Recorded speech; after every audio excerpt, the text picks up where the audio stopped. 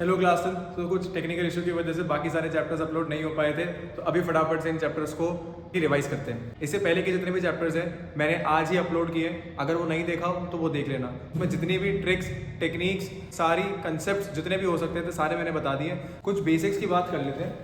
सबसे पहले, अगर कोई भी सर्कल होता है उसकी बाउंड्री को क्या बोलते हैं? सर्कमफेरेंस।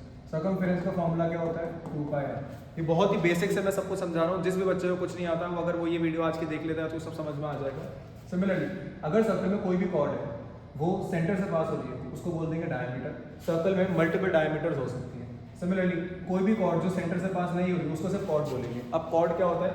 सर्कल के सर्कमफेरेंस पे किसी भी दो डिस्टिंक्ट पॉइंट पे टच होने वाले पॉइंट्स को थ्रू अ लाइन, उसको एक कॉर्ड बोलते हैं।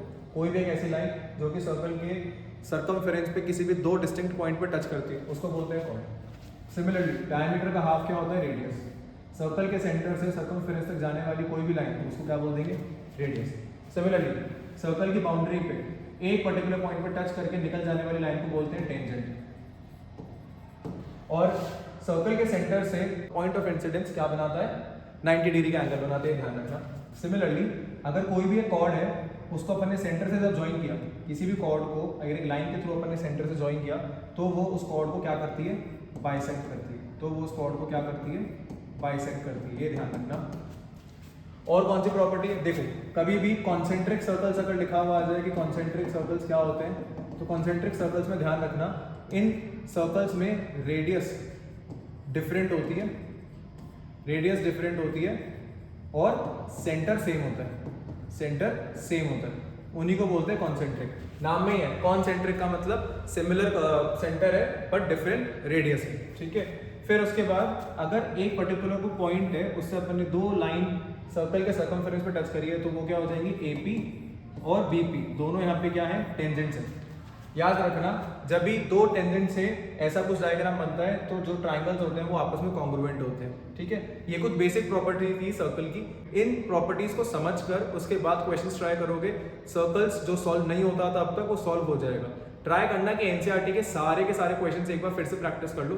जो पहले पेपर में रह गया था वो इस पेपर में ना रहे। ये कुछ मल्टीपल क्वेश्चंस मैंने मार्क किए हैं जिनकी आने की प्रोबेबिलिटी बहुत ज्यादा है कल के पेपर में। फिर उसके बाद ये कुछ फॉर्मूला बेस्ड कुछ डायग्राम्स है, आराम से इसका स्क्रीनशॉट लो, देखो मैंने क्या लिखा है और समझने का ट्राई करो। नेक्स्ट अपन बात करते हैं सरफेस एरिया वॉल्यूम की। मेजर प्रॉब्लम बच्चों को ये आती है कि सरफेस एरिया जो चैप्टर है उसमें या तो फिगर्स नहीं बनते या फिर फॉर्मूले के बाद कैलकुलेशंस नहीं होती है। तो सबसे पहला इसमें अटमोस्ट इंपॉर्टेंट ध्यान रखना कि अगर फॉर्मूला याद नहीं होंगे तो कोई कुछ नहीं कर सकता। जो चीज़ें याद करने वाली है, समझने वाली, तो चलो ठीक है, कोई बात नहीं, अभी तक नहीं हो पाया तो कोई बात नहीं। लेकिन फॉर्मूला अगर तुम लोग लर्न नहीं कर रहे हो ये तो गलती तुम्हारे एंड पे। ध्यान से समझ के एक बार पहले फॉर्मूला लर्न कर लो। तुमको वो फिगर और शेप तो समझ में आ जाएगी, उसका फॉर्मूला लिखोगे उसके भी मार्क्स है, स्टेप मार्किंग जरूर होगी। और दूसरा, इस टाइप के जितने भी ज्योमेट्री से रिलेटेड जितने भी चैप्टर्स हैं उन सब में अगर तुम डायग्राम बनाकर आते हो तो एग्जामिनर सच में मार्क्स देगा, चाहे वो हाफ मार्क्स दे चाहे वो 1 मार्क्स दे, लेकिन वो मार्क्स देगा, ठीक है। तो ट्राई करना कि डायग्राम्स बनाकर आओ। Most probably some application trigonometry में जितने भी ट्राइंगल वाले डायग्राम्स बनते हैं बनाकर आना, उसमें 1 मार्क डायग्राम का होता है। डायग्राम बनाने में एक बेसिक जो डाउट आता है यूजुअली वो ये है कि सरमाउंटेड ऑन का मतलब क्या होता है, सरमाउंटेड बाय का मतलब क्या होता है। तो देखो, इस पर्टिकुलर शेप में अपने पास दो शेप है, यहाँ पे सिलेंडर और हेमिस्फीयर का कॉम्बिनेशन है। सिमिलरली इधर कोन और सिलेंडर का कॉम्बिनेशन है। तो दोनों ही शेप्स में हेमिस्फीयर के ऊपर कोन है और हेमिस्फीयर के ऊपर सिलेंडर है। इसका मतलब cone and cylinder surmounted on hemisphere. On hemisphere का मतलब हेमिस्फीयर के ऊपर, हेमिस्फीयर के ऊपर सरमाउंटेड ऑन, यानी कि हेमिस्फीयर के ऊपर सिलेंडर और कोन है। सिमिलरली अगर ऐसे लिखा हुआ है कि hemisphere surmounted bye a cone and cylinder, इसका मतलब क्या है कि जो सिलेंडर है वो हेमिस्फीयर के ऊपर है, जो कोन है वो हेमिस्फीयर के ऊपर है। सो ये कुछ बेसिक इंग्लिश के कुछ डाउट्स थे जो यूजुअली रह जाते हैं। नेक्स्ट, स्टैट्स में बहुत सारे बच्चों को डाउट्स थे कि कुछ कैलकुलेशन पार्ट कैसे इजी कर सकते हो। तो देखो, कैलकुलेशन पार्ट इजी करने का सिर्फ एक ही तरीका है, प्रैक्टिस। जितनी प्रैक्टिस करोगे उतना बढ़िया। बट देन अब इतना टाइम बचा नहीं है तो देखो क्या कर सकते हो। सबसे पहला, मीन का ये एक फॉर्मूला है अज्यूम मीन का, उसकी प्रैक्टिस सबसे ज्यादा करके जाओ। अज्यूम मीन कुछ भी नहीं होता, बहुत इजी होता है। अज्यूम मीन में सिर्फ और सिर्फ ध्यान रखना कि ए की जो वैल्यू होती है वो एक्स में से फाइंड आउट होती है। उसके बाद ट्राई करना कि कुछ सेंटर वैल्यू ले लो, ए के लिए कोई सेंटर वैल्यू ले लो। उससे क्या होगा, ऊपर की वैल्यूज और नीचे की वैल्यूज प्लस माइनस होगा, कैंसिल हो जाएंगे। सिमिलरली वैल्यूज आने के बाद तुम्हें सिर्फ और सिर्फ कैलकुलेशन करनी है। फॉर्मूला तुम्हें पता है, ए उसने लिया है 50, फिर उसके बाद एफ आई डी आई का टोटल कितना है माइनस का 360, उसको लिख दो। टोटल n की वैल्यूज कितनी है 35। अब बस कुछ भी नहीं करना है, इसको सॉल्व करना है। 50 प्लस माइनस माइनस 360 अपॉन 35 है। अगर तुम रफ अप्रोक्सीमेशन से भी काम करोगे तो ये 35 अपॉन 350 मानकर मैं इसमें 10 लिख सकता हूँ। 10 से ये थोड़ा सा ज़्यादा है तो 10.2, इसका मतलब यहाँ पे 10.2 आ जाएगा। जब तुम इसको सॉल्व करोगे तो तुम्हारा आंसर आएगा 39.8 अप्रॉक्स। ऐसा अगर भी इतना भी लिखकर आ जाओगे तो 3 मार्क का अगर एक क्वेश्चन आता है तो वो 2.5 मार्क्स दे सकते हैं, ठीक है। तो इसके बाद बात करते हैं मोड की। मोड में क्या बोलता है, मोड का मतलब ही क्या होता है, हाईएस्ट फ्रीक्वेंसी। मोड का मतलब ही क्या होता है, हाईएस्ट फ्रीक्वेंसी। हाईएस्ट फ्रीक्वेंसी 78221 में से 8 है। इसका मतलब ये क्या हो गया, मॉडल क्लास। ये क्या हो गया, मॉडल क्लास, ठीक है। अब इस मॉडल क्लास की वेरी फॉर्मूले के अकॉर्डिंग जो वैल्यूज है उसको पुट कर दो। लोअर लिमिट मॉडल क्लास की क्या है, 3 प्लस एफ आई का मतलब क्या होता है, जो मॉडल क्लास है उसी की फ्रीक्वेंसी। F0 का मतलब क्या होता है, उसके पहले वाले की।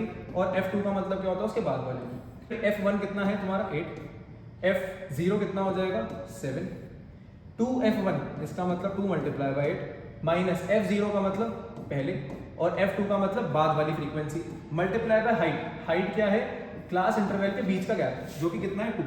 अब बस इसको सॉल्व करना है, बहुत इजी कैलकुलेशन है। जैसे यहाँ पे अप्रोक्सीमेशन चलता है वैसे यहाँ पे भी अप्रोक्सीमेशन चलता है, इसको ट्राई करना है। नेक्स्ट बात करते हैं मीडियन की।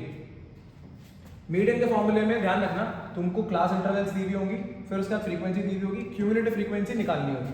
क्यूमुलेटिव फ्रीक्वेंसी क्या होता है, क्यूमुलेटिव फ्रीक्वेंसी क्या होता है, first frequency as it is और उसके बाद ऐड होता रहता है। देखो 5 की जगह 5 एज इट इज, उसके बाद 5 प्लस 3 8, 8 प्लस 4 12, 12 प्लस 3 15, ऐसे करके पूरा हो जाता है। ध्यान रखना, क्यूमुलेटिव फ्रीक्वेंसी का जो लास्ट नंबर होता है वो टोटल भी होता है।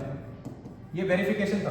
क्यूमुलेटिव फ्रीक्वेंसी का जो लास्ट नंबर होता है वो टोटल भी होता है, ये वेरिफिकेशन था। आगे बात करते हैं, फॉर्मूला क्या कह रहा है, lower limit plus n/2 minus CF। इसका मतलब क्या होता है, हमको क्या पता है कि मीडियन क्लास कौन सी है, तो मीडियन क्लास निकालने का बहुत ही बेसिक तरीका है, जो भी n हो उसको डिवाइड बाय 2 कर दो, कितना आ जाएगा 26.5। 26.5 CF में किस कैटेगरी में लाई कर सकता है, देखो 5 में नहीं आ सकता है, ऐसे करते करते करते करते 29 में आ सकता है, ठीक है। तो अपन को 26 से जस्ट बड़ा नंबर CF में क्या आ रहा है वो देखना होता है। इस पर्टिकुलर क्वेश्चन के अकॉर्डिंग 29 आ रहा है, तो 29 के साथ वाली जो लाइन होगी वो तुम्हारी क्या हो जाएगी, मीडियन क्लास। अब मीडियन क्लास के बेसिस पे जो फॉर्मूला है उसको ले लेना। हमेशा ध्यान रखना कि जो CF होगी वो मीडियन क्लास के ऊपर वाले नंबर की होगी, यानी कि इस पर्टिकुलर क्वेश्चन में 22, ठीक है। तो तुम्हारे फॉर्मूले के अकॉर्डिंग आंसर क्या बनेगा, 60 प्लस ब्रैकेट n/2 की वैल्यू कितनी आई है 26.5 माइनस CF अपन को ऊपर वाली लेनी है which is 22 divided by frequency कितनी है 7 मल्टीप्लाई बाय हाइट कितनी है 10। बस जब तुम इसको सॉल्व करोगे तो तुम्हारे मीडियन की वैल्यू आ जाएगी। इतना इजी था, ठीक है। स्टैट्स में इन केस अभी भी कोई डाउट हो तो कमेंट बॉक्स में लिख देना, मैं ट्राई करूंगा कि हर एक कमेंट का रिप्लाई कर दूं। नेक्स्ट लास्ट चैप्टर प्रोबेबिलिटी का मैं ऑलरेडी पूरी की पूरी 3 एपिसोड्स की सीरीज यूट्यूब पे डाल चुका हूं। अगर तुम सेम लाइन थ्रेड में जाओगे चेक करोगे तुम्हें मिल जाएंगे, उसके बाहर एक भी क्वेश्चन नहीं जाएगा। टिल देन प्रैक्टिस करते रहो, अभी भी टाइम है, चीजें हो सकती है। जो 17 फरवरी को पेपर में नहीं हुआ था, रह गया था, कोई भी रिग्रेट था जो पेपर के बाद लगा कि काश कर लेते, अपने आपको रिग्रेट का कोई मौका मत देना। मैं तुम्हारे साथ हूँ, बढ़िया से पेपर कर आओ, कल का पेपर फाड़ के आना है अपन को, ठीक है। All the very best and make your self proud, make your parents proud. God bless.